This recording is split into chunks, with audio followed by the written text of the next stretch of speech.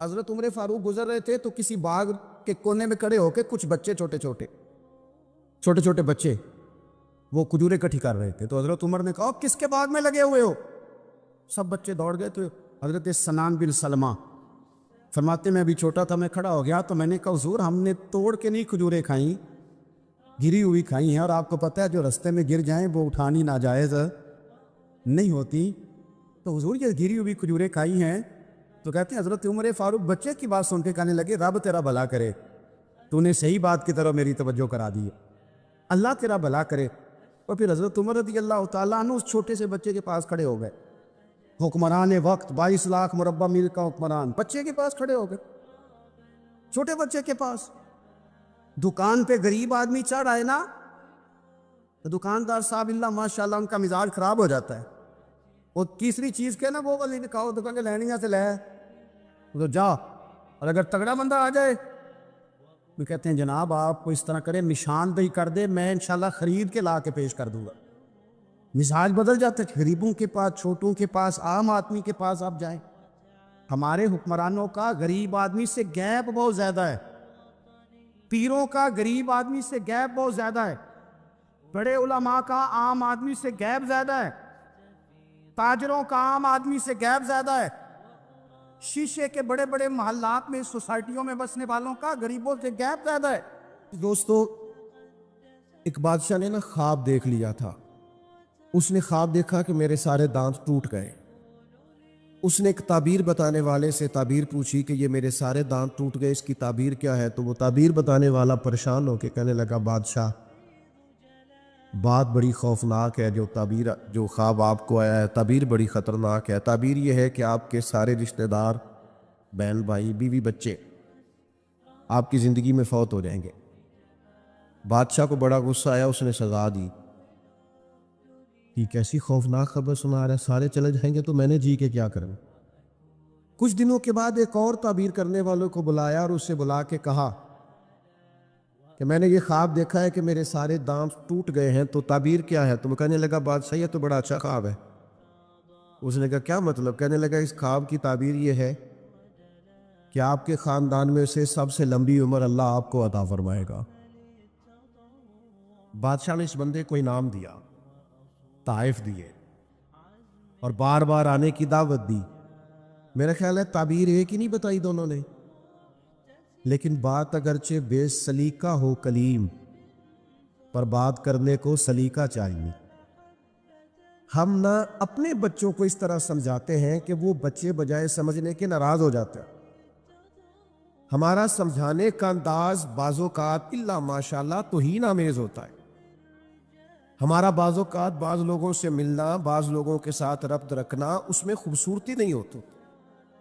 دانائی, تدبر, حکمت, معاملہ فہمی, یہ ایک بڑا ضروری کام ہے, ایک بڑا سمجھداری والا کام. نبی پاک صلی اللہ تعالی علیہ وسلم نے ہمیں حکمت سکھائی, دانائی سکھائی. پتہ ہے مسائل کب ہوتے ہیں؟ جب ہم انہیں ذہن پہ سوار کر لیتے, اور جب پریشانی کو ذہن پہ سوار نہ کیا جائے پھر پریشانی نہیں رہتی, پھر بندہ آسانی سے اس پریشانی سے گزر جاتا ہے. بڑے تدبر کے ساتھ روزمرہ کے معاملات کو ڈیل کریں. میرے پاس ایک دوست اپنے بچے کو لے کے آئے, حضرت اس کو دم کر دیں, اور ساتھ انہوں نے کہنا شروع کیا باقی تو اس کے بہن بھائی بڑے اچھے تھے, یہ ضدی بھی بہت ہے اور اڑ بھی بڑی جلدی جاتا ہے, اور اس کے مزاج میں تلخی بھی بہت زیادہ ہے, اور اس کی طبیعت کے اندر سختی. 2-4 باتیں انہوں نے کی. تو میں نے کہا کہ آپ تو اس کے والد ہیں, اگر آپ یہ لب و لہجہ اس کے بارے میں بیان کریں گے یہ تو سارے خاندان سے کٹ جائے گا.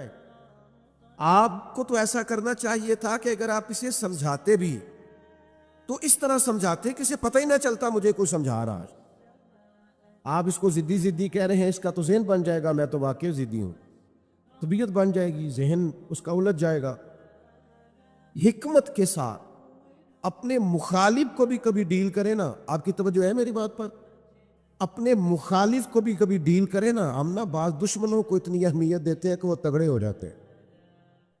کچھ دشمن ایسے ہوتے ہیں جن کے بارے میں قرآن کا حکم یہ ہے کہ وَإِذَا خَاطَبَهُمُ الْجَاهِلُونَ قَالُوا سَلَامًا, جب تمہارا جاہلوں سے آمنا سامنا ہو تو تم نے کہنا ہے بھائی تمہیں سلام ہو. ہر آدمی سے الجھیں گے نہیں, ہر ایک سے بحث نہیں کریں, ہر ایک کے بارے میں یہ ذہن نہیں بنائیں گے کہ یہ بھی میرا دشمن ہے, یہ بھی میرا مخالف. اتنی جلدی اپنے ذہن کے اندر تناؤ نہیں پیدا کریں. ایک صحابی آئے حضور کی خدمت میں, مشکات شریف میں حدیث موجود ہے. عرض کیا یا رسول اللہ صلی اللہ تعالی علیہ وسلم, کفار آپ کا نام بگاڑ بگاڑ کے لینے لگے ہیں, معاذ اللہ ثم معاذ اللہ. وہ کہتے ہیں اگر ہم نے محمد مان لیا تو محمد کا معنی تو وہ ہے جس کی تعریف کی جائے بار بار. اب وہ نام بگاڑ بگاڑ کے معاذ اللہ آپ کو برا بھلا کہتے ہیں. تو وہ صحابی آئے تھے اور انہوں نے بڑی خوفناک طریقے سے بات سنائی, پر پتہ ہے حضور نے کیا فرمایا؟ فرمایا پتہ نہیں وہ کس کو گالیاں دے رہے ہیں, پتہ نہیں وہ کس کا نام بگاڑ رہے ہیں, مجھے تو اللہ نے محمد بنایا ہے. اپنے دشمن کو بھی آپ حکمت سے ڈیل کریں گے, آپ دیکھیں گے کہ آپ کو اس کو اتنا توانا نہیں کر دینا کہ وہ بعد میں زیادہ بڑا مسئلہ بن جائے. تو دھانائی, تدبر, حکمت, معاملہ فہمی. یعنی ایک شخص نے آ کے حضور کی بارگاہ میں عرض کیا میں اس شرط پہ کلمہ پڑھوں گا کہ میں نمازیں 2 پڑھوں گا. یہ صرف حضور کا اختیار ہے کہ نبی پاک کسی کو اجازت دے دے, ورنہ کسی اور کا اختیار نہیں ہے. میں فقط 2 نمازیں پڑھوں گا, اگر آپ اجازت دیتے ہیں تو میں کلمہ پڑھتا ہوں. اللہ کے حبیب نے فرمایا تو آ جا 2 ہی پڑھ لینا. شارحین حدیث نے لکھا ہے اس نے 2 نمازوں کی شرط پہ کلمہ پڑھا تھا, پھر وہ تہجد بھی پڑھا کرتا تھا. ہمارے ہاں نا لوگوں کو موقع ہی نہیں دیا جاتا مسجد آنے کا. یہ کبھی کبھی کچے نمازی آتے ہیں نا رمضان شریف میں, تو پکے نمازی انہیں گھورتے ہیں, کہتے ہیں تسی آ گئے ہو فصلی بٹیرے, اور بھئی ان بچوں کو آ تو لینے دو اور دعا کرو یا اللہ مسجد آ گیا ہے, اب مہربانی فرما اس پہ رحمت کر, اسے پکا نمازی بنا. لیکن وہ دھانائی, وہ خاص حکمت, وہ معاملہ فہمی, وہ حسن جو نبی پاک علیہ السلام نے ہمیں دیا ہے, ہمیں اس معاملہ فہمی کو سمجھنا چاہیے, ہمیں موقع دینا چاہیے. دیکھیے جب صلح حدیبیہ ہوئی نا تو بعض شرائط ایسی تھی جو بڑی مشکل تھی صحابہ کے لیے ماننا. مثلا ایک شرط یہ تھی صلح حدیبیہ جب حضور نے کفار مکہ کے ساتھ صلح کی تو اس میں ایک شرط یہ تھی کہ اگر کوئی مسلمان مکے سے مدینے آئے گا اپنے آقا کی اجازت کے بغیر تو مدینے میں اسے رکھا نہیں جائے گا, واپس کیا جائے. لیکن اگر کوئی مدینے سے مکہ جائے گا تو مکے والے واپس نہیں کریں گے. یعنی ہم بندہ واپس کریں گے, وہ وہاں بندہ رکھ سکتے ہیں, لیکن ہمارا اپنا بھی آئے تو ہم اسے پناہ نہیں دیں گے. اب یہ شرط بڑی عجیب تھی. حضرت عمر رضی اللہ تعالیٰ عنہ پریشان ہو گئے, بخاری شریف میں موجود ہے, اور جا کے عرض کی یا رسول اللہ صلی اللہ تعالیٰ علیہ وسلم, آپ بھی سچے ہیں, قرآن بھی سچا ہے, اسلام بھی سچا ہے, پھر ہم دب کے صلح کیوں کریں؟ تو نبی کریم نے فرمایا عمر میں اللہ کا رسول ہوں, میں وہی کہتا ہوں جو میرا رب حکم ارشاد فرماتا. فرماتے میں جناب صدیق اکبر کے پاس بھی گیا کہ یہ عجیب بات ہے کہ وہ بندہ واپس نہیں کریں گے, ہمیں واپس کرنا پڑے گا, تو یہ ہم دب کے صلح کیوں کریں جب قرآن سچا, اسلام سچا, نبی کریم سچے. تو حضرت ابو بکر صدیق کے ایمان پہ قربان جائے, انہوں نے بھی وہی لفظ دہرائے, کہنے لگے عمر وہ اللہ کے رسول ہیں, وہ جو بات بھی کرتے ہیں رب کریم کے حکم سے کرتے, لہذا انہوں نے جو کر دیا ٹھیک ہے. اب یہ وہ بظاہر شرط تھی جس سے لگ رہا تھا کہ مسلمان دب کے صلح کر رہے, لیکن آپ کو پتہ ہے سب سے زیادہ فائدہ اسلام کو اس شرط نے دیا. وہ جو مجاہدین اسلام مکہ مکرمہ سے ہجرت کر کے مدینہ طیبہ آتے, انہیں پتہ تھا کہ حضور علیہ السلام ہمیں نہیں رکھیں گے. حضرت ابو البصیر رضی اللہ تعالیٰ عنہ اور اس طرح کے کچھ اور صحابہ, یہ جب مدینہ طیبہ آئے اور حضور نے واپس کیا تو انہوں نے ایک تیسرے مقام پہ ڈیرا لگایا. وہاں سارے مجاہدین آہستہ آہستہ اکٹھے ہونے لگے. اس کا نتیجہ یہ نکلا کہ کافر جب بھی وہاں سے گزرتے انہیں تکلیف کا سامنا کرنا پڑتا, تو جس شرط پر وہ بڑے ڈٹے ہوئے تھے نا کہ ہم نے منوا لیا ہے, سب سے پہلے کفار مکہ اکٹھے ہو کے آئے کہ مہربانی کرے اس شرط کو تو ختم کرے. آپ اپنے لوگوں کو بلائے مدینہ منورہ، تو تدبر، دانائی، معاملہ فہمی. ہم نا آہستہ آہستہ بڑے جلد باز ہو رہے ہیں، طبیعتوں میں بے چینی، بے قراری. ایک بات نہ ہماری مانی جائے ہم پریشان ہو جاتے ہیں. ذرا برابر ہماری طبیعت کے مخالف کوئی شخص بات کر دے ہم ڈسٹرب ہو جاتے ہیں. ہمارا ماحول اس قدر زیادہ پیچیدہ ہو جاتا ہے ذہنی، کہ جو بڑے بڑے باصلاحیت لوگ ہیں، بڑے بڑے باشعور لوگ، وہ بھی حکیم نہ ہونے کی وجہ سے، دانا نہ ہونے کی وجہ اپنی صلاحیتوں سے کوئی فائدہ نہیں اٹھا سکتے. میرے نوجوان دوستوں، میرے بزرگوں، اپنی زندگی میں کمال بردباری پیدا کریں، کمال حوصلہ پیدا کریں، طبیعت کے اندر ٹھہراؤ لائے. آپ محسوس کریں گے کہ بہت سارے بگڑے ہوئے کام سنورنے لگے. آپ کتنی بھی جلد بازی کر لیں، جب تک اللہ کا حکم نہیں ہونا کام درست. آپ ڈاکٹر کے پاس دوائی لینے جاتے ہیں، آپ کے مرض کی تشخیص ہونے کے بعد ڈاکٹر صاحب نسخہ لکھتے ہیں، کہتے ہیں یہ ایک پتہ گولیوں کا لے لو، ایک صبح کھانا، ایک دوپہر کھانا، ایک شام کھانا، اور یہ سیرپ لے جاؤ، ایک چمچ صبح استعمال کرنا، ایک شام کرنا. تو اگر کچھ شخص کہے مجھے جلدی یا ٹھیک ہونی تھی، میں نے ساری گولیاں اکٹھی کھانی ہے، وہ کہ مجھ سے انتظار نہیں ہوتا، میں نے سارا سیرپ اکٹھا ہی پینا ہے، ٹھیک ہوگا کہ زیادہ بیمار ہو جائے گا. وہ گولیاں، وہ دوائی ہے شفا کے لیے، لیکن اگر آپ اس دانائی کے طریقے کے مطابق استعمال نہیں نہ کریں گے جو استعمال کرنے کا طریقہ ہے، تو اس کا اثر غلط ہونے لگے گا. ہمارے مزاج کا جو الجھاؤ ہوتا ہے اور طبیعت کی جو جلد بازی ہوتی ہے، اور یہ جو بار بار جن لوگوں کو غصہ آتا ہے اور جو بار بار جبر میں آ جاتے، بار بار ٹھنڈے ہو جاتے، تانے شانے کبھی مل جائے تو سن لینے چاہیے، کیا حرج ہے؟ تانوں کا بھی تو مزہ ہے نا، یہ مزہ لیں، یہ سرور حاصل کریں. میں کالج میں پڑھتا تھا تو جو میرا دوست سب سے زیادہ مجھے تنگ کرتا تھا نا، مولوی کہہ سب سے زیادہ. پھر ایک دن اسی کا مجھے فون آیا کہ یار کدھر مل تیرے نہ تصویر کھچانی ہے، انج بھی سجن واہ واہ تے انج بھی سجن واہ واہ. ایک دوست مجھے کہنے لگے میں نے میلاد کی جھنڈیاں اور لائٹیں لگائی ہیں تو مجھے 2 بندے بڑے تانے دیتے ہیں. میں کہ بس 2، یعنی حضور کے نام پہ تانا کھانا، 2 سے ہی پریشان ہو گیا. یہ 200 بھی ہو تو اس کا مزہ لینا چاہیے. جے کر یار دے نام دا ملے میڑا، انہوں چولی پا لئیے پنجے سٹیے نا، تو جے کر یار دے نام دی ملے سولی، پھر چوٹا چوٹ لئیے پیشا ہٹیے نا. اگر کبھی یہ تانا ملتا ہے تو اس کا مزہ لیں. آپ اس خوبصورتی کو انجوائے کریں. لیکن آپ پریشان ہو گئے ہو فلانے نے 2 باتیں کر دی تو اچھا کیا نہ کر دی، اچھا کیا نہ کر دی، آپ کو سنبھلنے کا موقع ملے گا. وہ جی سارے میرا ساتھ چھوڑ گئے تو ٹھیک کیا سب نے. آپ مضبوط ہو جائیں گے جب سارے ساتھ چھوڑ جائیں گے. جب سارے ہٹ جاتے ہیں تو انسان کو سنبھلنے کا موقع ملتا ہے.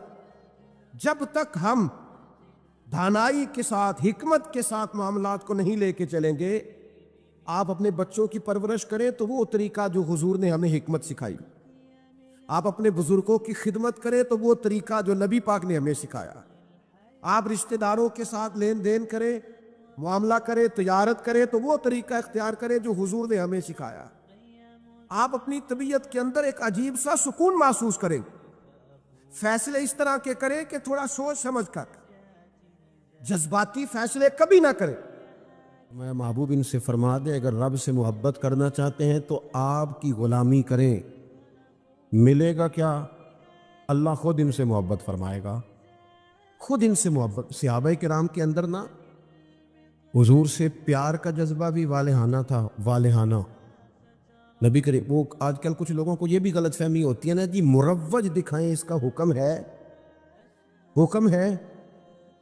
یہ بھائی نہیں، آپ یہ بتائیں تو میں کہتا ہوں حضور نے حکم دیا تھا کسی صحابی کو کہ میں کلی کروں تو میرے منہ سے نکلا پانی چہرے پہ مل لینا؟ حکمن کہا تھا کسی کو کہ میرے ناک سے بلغم نکلے تو چہرے پہ مل لینے؟ کہا تھا. لیکن وہ ملتے تھے کہ نہیں ملتے تھے؟ والہانہ پن تھا، حضور کے ساتھ پیار تھا، والہانہ شوق تھا. لیکن جس طرح پیار والہانہ کرتے تھے نا، والہانہ، اس طرح بات بھی والہانہ ہی مانتے تھے. بات بھی پیار ہم بھی والہانہ کرتے ہیں. ہمارے ہاں کہتے ہیں نعرہ لگاؤ، پھر زور سے لگاؤ، پھر دونوں ہاتھ کھڑے کر کے لگاؤ، پھر جناب اس طرح کر کے لگاؤ. یہ ساری باتیں ٹھیک ہیں، یہ والہانہ پن ہے، اچھی بات ہے، لیکن یہ بھی تو بتائیں کہ حضور کی بات بھی والہانہ مانتے ہیں. ہمارے ہاں لیت اللہ ہے، گنجائش ہے، دیکھ لیں گے، کر لیں گے، شریعت کی رخصت پر عمل ہے. یہاں گنجائش مل گئی تو لے لو، یہاں مل گئی تو لے لو. صحابہ تو بات بھی والہانہ مانتے تھے. حضور جمعے کا خطبہ دے رہے ہیں، ایک شخص اٹھ کے کھڑے ہو گئے، اللہ کے محبوب نے فرمایا بیٹھ جاؤ. ایک صحابی اس کونے میں تھے، ابھی مسجد کے قریب، ان کے کان میں آواز گئی بیٹھ جاؤ، وہ وہیں بیٹھ گئے. ایک اس کونے میں تھے. ہمیں واضح احکامات دین کے مل جائیں تو اس میں بھی گنجائش ڈھونڈتے.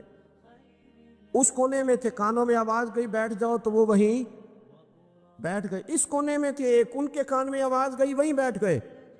اللہ کرے کہ آپ موبائل تھوڑے کم چلائیں اور میری بات زیادہ سنیں. دعا کیا آمین تو کہہ دیں نا، چلو دعا میں تو شامل ہو جائیں نا.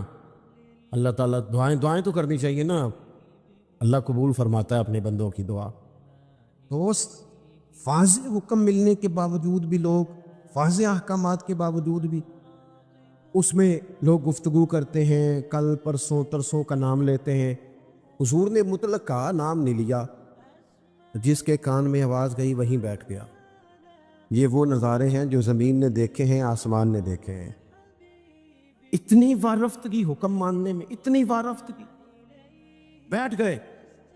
تکمیل جمعہ پر محبوب نے فرمایا آپ کہاں تھے؟ یا رسول اللہ صلی اللہ تعالی وسلم، وہ آپ کا حکم آیا تو میں اسی کونے میں بیٹھ گیا تھا.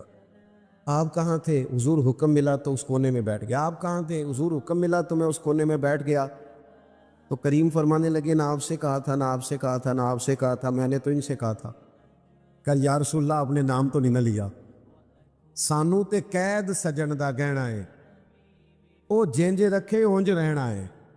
یا رسول اللہ آپ نے نام نہیں نہ لیا، حکم مل گیا بیٹھ جاؤ تو لہذا بیٹھ جاؤ. بات ماننا ہمارے ہاں نا آج کل پیری مریدی بھی اسی کا نام ہے. نذرانہ بھی وقت پہ دو، دعوت بھی مرید کرتے ہیں جتنی مرضی آپ کو، روز کہو تو روز کھانا کھلاتے ہیں.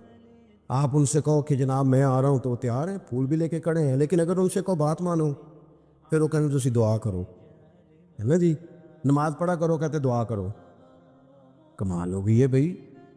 آپ باقی سارے معاملات کے لیے آپ پورے تیار ہیں، اور یہ جو فرما برداری ہے، یہ جو بات ماننا ہے، وہ کس نے ماننی ہے؟ وہ جس پر آپ کے شیخ نے، مرشد نے گھنٹوں تقریریں کی، وہ باتیں کس نے ماننی؟ کسی اور نے. کیا مانا ہے اس بات کا؟ کوئی گورکھ دھندا ہے کیا؟ آپ نعرے لگائیں، دعوی محبت کریں، اور جو ان کا اصل کام ہے، دیکھو وفادار وہ ہوتا ہے جو مشن کا ساتھی ہو.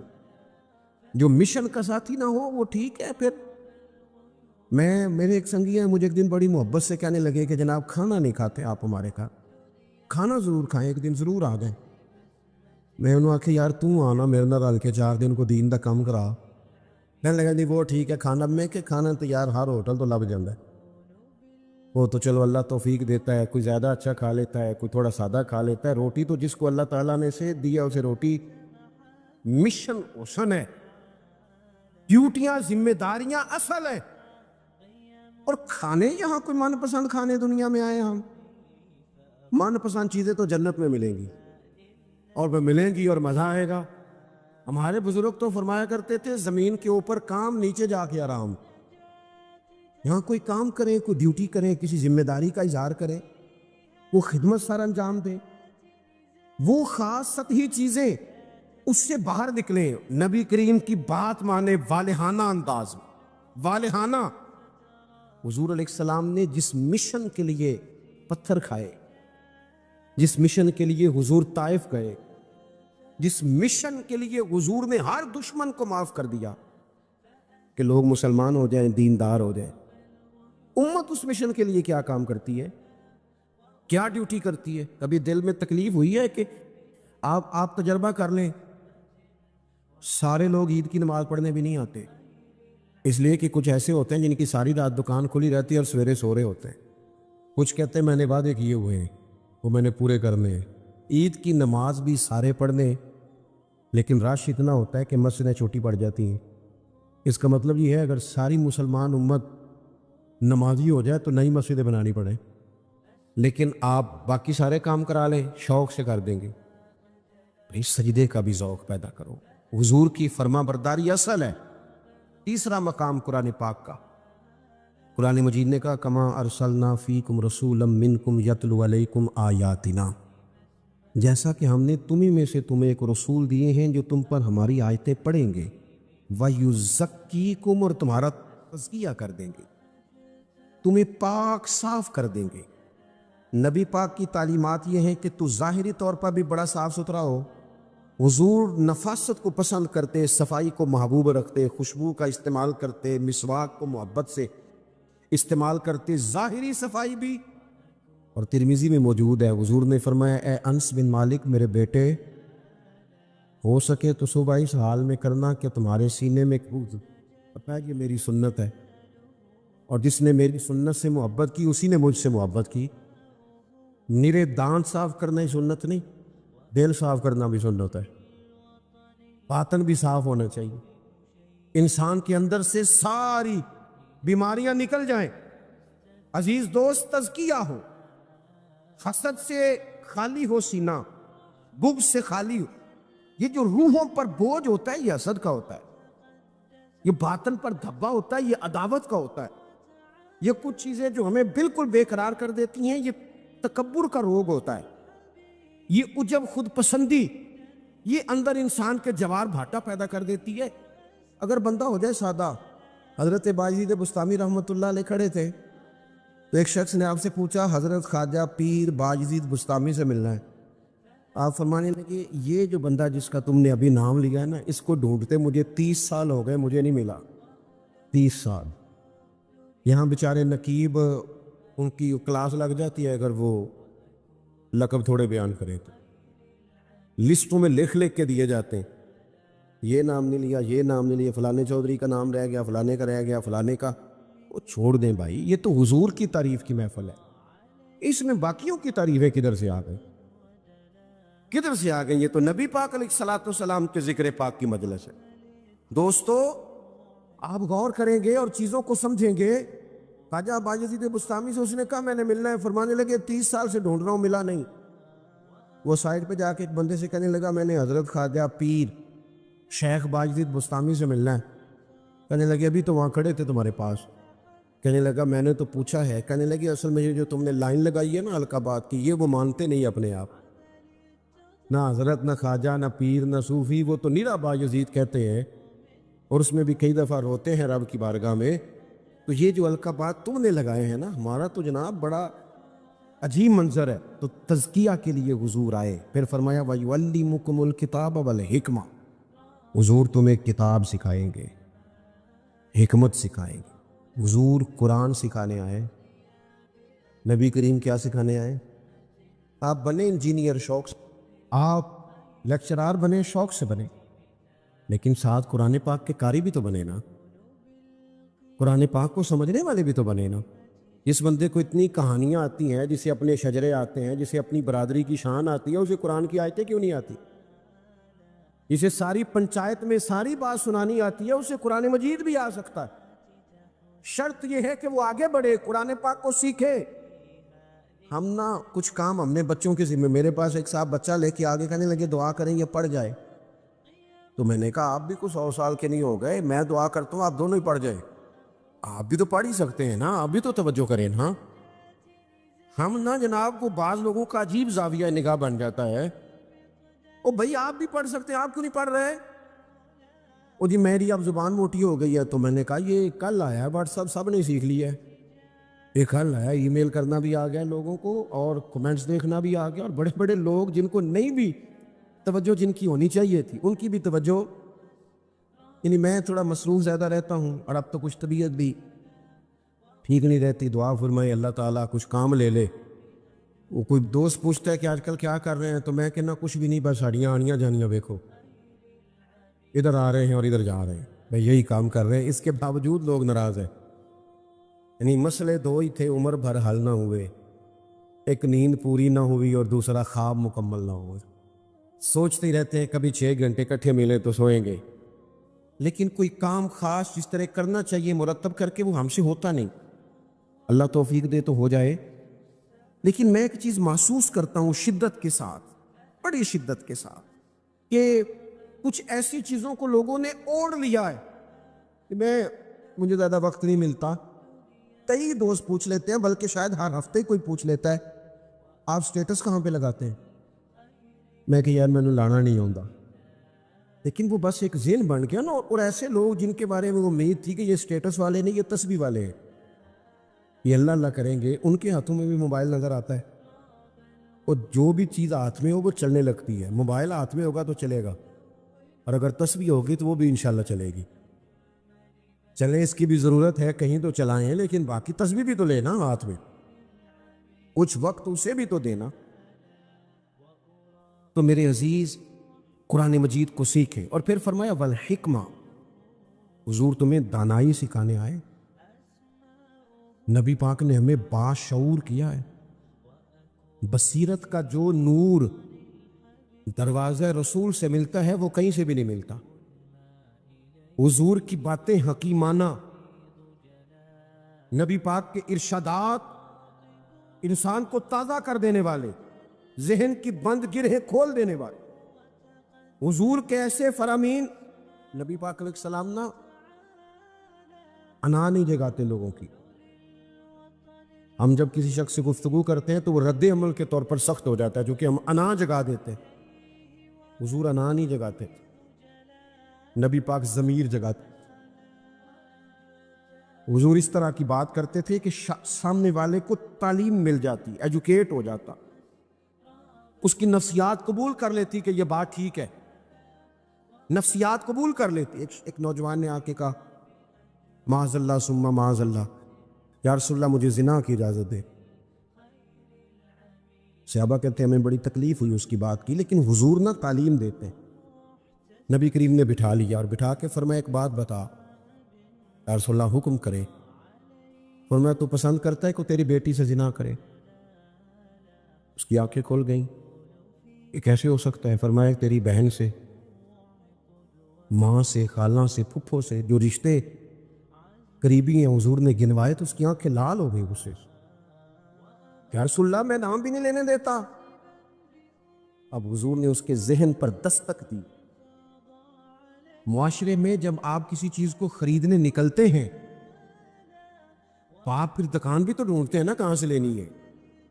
تو جس چیز کو آپ خریدنے جائیں گے یقیناً اس کی مارکیٹ بھی تو ہونی چاہیے نا, کہیں سے ملے گی وہ. تو نبی پاک صلی اللہ تعالی علیہ وسلم اس ذہنی سطح پر لائے اپنی حکمت کے ساتھ. حضور فرمانے لگے تو نہیں اجازت دیتا, اور ہونا بھی نہیں چاہیے ایسا, لیکن جس سے تو بدکاری کی اجازت مانگ رہا ہے وہ بھی تو کسی کی بیٹی ہوگی نا.